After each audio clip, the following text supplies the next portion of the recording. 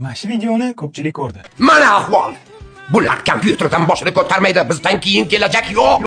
Hozir ko'rishlar soni 400 mingtaga yaqinlashib qoldi. Demak, bu shu hozirgi yoshlarni dardi ekan. Ya'ni har doim tazyiq ostiga olinib kelingan, yoshlar qo'lidan hech nima kelmaydi, yoshlar aynib ketyapti degan gaplar.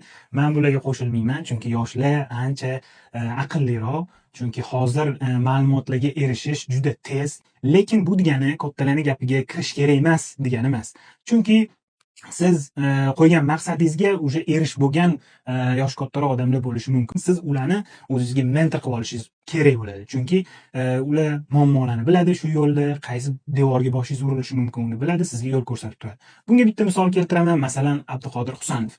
Uni nimaga bu muvaffaqiyatga erishganligini o'ylab qarasanglar, asosiy sabablardan biri menimcha otalari bo'lgan. Chunki men eshitishim bo'yicha otalari ham futbolist bo'lganlar, agar xato qilmayotgan bo'lsam, ular shu yo'llarni bosib o'tganlar, qanaqa muammolar bo'lishini ko'rganlar, boshi devor, qaysi devorga urilishi mumkinligini bilganlar va o'g'illari bo'lgani uchun ham hech nimani bekitmasdan hamma yo'l yo'riqlarni ko'rsatganlar. Shuning uchun tezroq muvaffaqiyatga erishdi Abduqodir Husanov. Siz ham tezroq o'sha muvaffaqiyatga erishish, o'sha maqsadingizga erishishni xohlasangiz, albatta kattalardan o'rganing, kimnidir mentor qilib oling va shunda maqsadingizga tezroq erishasiz.